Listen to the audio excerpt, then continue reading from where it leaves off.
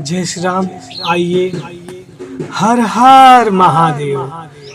महादेव के भक्तों, आइए मैं महादेव की एक महिमा सुनाने जा रहा हूँ। बहुत ही आनंद भरी ये कथा है, आप लोग सुनिए और महादेव का नाम लेके ओम नमः शिवाय। एक बार की बात है, एक जंगल में एक व्यक्ति रहता था जो अपने पत्नी के साथ आश्रम में जीवन व्यतीत करता था और उसको भगवान ने पुत्र संतान योग नहीं दिया था। वह बहुत ही परेशान थी उसकी पत्नी। उसके बाद वह अपने पति से कही, हे नाथ, क्या हम लोग बिना पुत्र वियोग में ही जिंदगी त्यागनी पड़ेगी? तो उसके बाद उसके पति ने जो है विचार किया और प्रभु के भक्ति में शंकर भगवान की एक मूर्ति स्थापना की, शिवलिंग की, वही मिट्टी से। उसके बाद वहीं पर वह ध्यान लगाकर बैठ गया और अपने पत्नी से बोल दिया कि मैं प्रभु का ध्यान करने जा रहा हूँ, इसमें मैं जब तक करता रहूँ तुम विघ्न मत डालना।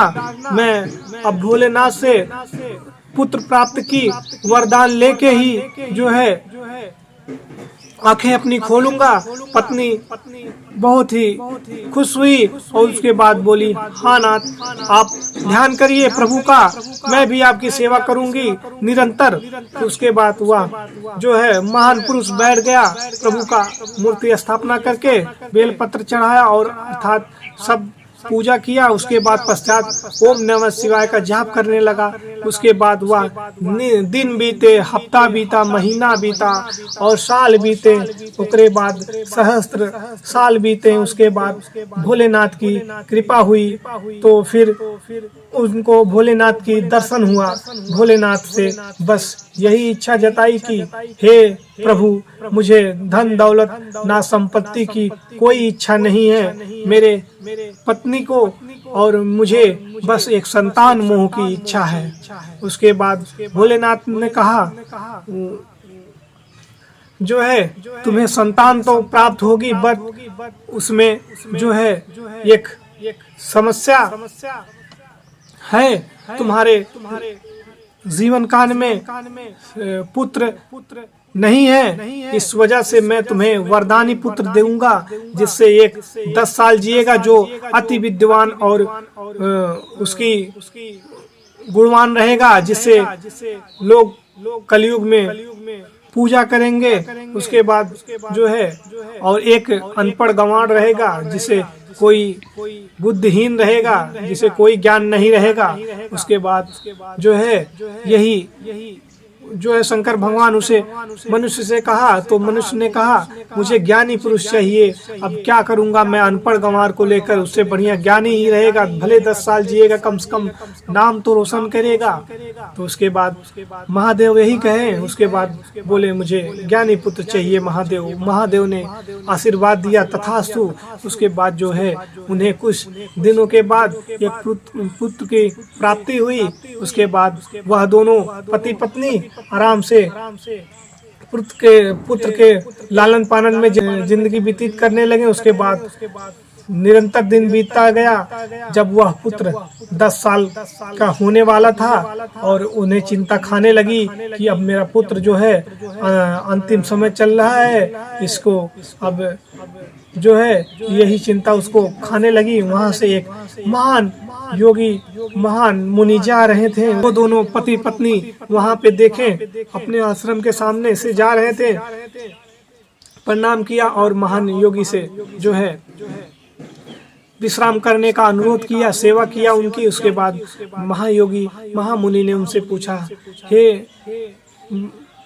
हे मानव, तुम्हें किस बात की चिंता खाए जा रही है, बताओ। तो उसने बताया विस्तार से कि मुझे पुत्र, मेरे जीवन में संतान योग नहीं था। मैंने महादेव की घोर तपस्या करके उनसे वरदान वाला पुत्र पाया, जिसकी आयु 10 साल है और वही उसका समय पूरा होने वाला है। यही वियोग जो है मुझे खाए जा रही है। उसके बाद कोई उपाय बताइए जिससे मेरे पुत्र की रक्षा हो सके जो है। तो उसके बाद महाज्ञानी ने बताया ये तो महादेव का वरदान है, इसे कोई काट नहीं सकता, अतः इसे पुण्य करने को कहो जो है, पुण्य से आयु बढ़ती है। उसके बाद यही कह के ऋषि मुनि वहाँ से चले गए। उसके बाद वह सुबह अपने बच्चे को लेकर निकल जाते थे पति पत्नी। उसके बाद जो सामने रास्ते में मिलता था उन्हें दंडवत प्रणाम करवाते थे, लोग आशीर्वाद देते थे। एक बार की बात है, सत्य मुनि 7 मुनि जा रहे थे वन में तपस्या करके कहीं।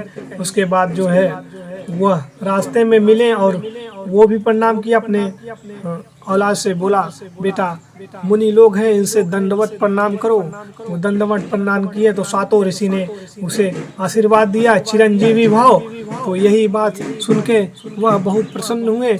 उसके बाद फिर एक मन में उनके दुख भी आ गया एक घड़ी के लिए। उसके बाद 7 ऋषि पूछे पिता से उसके, फिर पिता ने बताया यह आप लोगों की बात या तो सत्य होगी या तो महादेव की बात सत्य होगी, क्योंकि इसकी आयु समाप्त होने वाली है, कुछ दिन शेष हैं। महादेव से यह मुझे वरदान में मिला था जो 10 साल ही जीवित रहेगा। उसके बाद महामुनि तो जो है आशीर्वाद दिए थे, वह दुविधा में पड़ गए, सोचने लगे ये कैसा अनर्थ हो गया। और उसके बाद जो है वो उसे लिवाकर ब्रह्मा जी के पास गए जो है। तो वहाँ ब्रह्मा जी से 7 मुनि प्रणाम किए और उस लड़के ने भी प्रणाम किया, बच्चे ने भी प्रणाम किया। तो ब्रह्मा जी के भी मुख से निकल गया चिरंजीवी भव ब्रह्मा जी। उसके बाद मुनि जो है खुश हो गए, बोले जब ब्रह्मा जी की नाक कटेगी तो हमारी भी कटेगी। हम जो ब्रह्मा जी तो परम प्रभु पिता हैं, जब उनकी बेइज्जती होगी तो हमारी भी होगी। यही कहकर मुनि अति प्रसन्न हुए, बोले ब्रह्मा जी अब हमारे ऊपर से बला टली, क्योंकि आपकी बात कट जाएगी, आपकी आशीर्वाद कट जाएगा तो हमारा भी कट जाएगा, हम तो छोटे हैं। उसके बाद ब्रह्मा जी भी बताएं ऐसा क्यों। उसके बाद सब विस्तार से मुनि बताएं कि ये शिव जी का वरदानी पुत्र है जिसकी आयु समाप्त होने वाली है। हम भी जो है वरदान देके जो है फंस चुके थे। उसके बाद सोचे कि हमारी जो है बात मिथ्या हो जाएगी, तो इसीलिए मैं आपके शरण में लेके आया कि प्रभु आप कोई उपाय करिए। अब आप भी आशीर्वाद दे दिए चिरंजीवी का। इस प्रकार जो है आप परमपिता हैं, आप ही के ऊपर अब सब है। तो ब्रह्मा जी ने बोला इसका उपाय तो अब विष्णु जी ही निकालेंगे। तो विष्णु जी के पास सब ऋषि मुनिगण गए और बच्चे को लेकर सब प्रणाम किए और बच्चा भी दंडवत प्रणाम किया विष्णु जी को। उन्होंने भी आशीर्वाद उसको दे दिया चिरंजीवी भव। अब तो विष्णु जी भी फंस गए जो, क्योंकि ब्रह्मा जी बोले कि हे नाथ आपने चिरंजीवी का वरदान दे दिया, मैं भी यही देकर फंस गया और ये वरदानी पुत्र है, हमारी बात कट जाएगी। इसी वजह से आपके पास उद्धार के लिए आया था। आपने भी वरदान दिया, जो आपका कटेगा तो हमारा भी कटेगा। यही कहें सब ऋषि मुनि। उसके बाद सब लोग विचार किए कि चलो अब महादेव के पास चला जाए, ये तो अनर्थ हो जाएगा। तो महादेव के पास गए सब ऋषि मुनि जो है। उसके बाद महादेव को प्रणाम किए सब, ब्रह्मा विष्णु जो है। उसके बाद बच्चा भी प्रणाम किया। उसके बाद जो है प्रभु का ध्यान करते हुए महादेव ने सबको आशीर्वाद दिया, बच्चे को चिरंजीवी का आशीर्वाद दे दिया। महादेव भी अब दुविधा में फंस गए, कहें अब क्या होगा जो है। यही बात जैसे आशीर्वाद दिया, उसके बाद सब लोग प्रभु से विनती करने लगे, प्रभु ऐसी ऐसी बात है, ये आपका वही वरदानी पुत्र है जिसने आपने जिसको वरदान दिया था कि 10 साल जीवित रहेगा, वही वरदानी पुत्र है जिसकी आयु समाप्त होने वाली है। हम सब ने अपनी वरदान ऐसे ही देकर जो है आशीर्वाद देकर ऐसे ही सब लोग दुविधा में फंसे थे। प्रभु आपने भी वरदान दे दिया, इसकी अब समस्या इसको कैसे हल किया जाए। तो आपका वरदान है, कट भी नहीं सकता। तो शंकर जी बोले कोई बात नहीं, अभी यमराज जी को आने दो।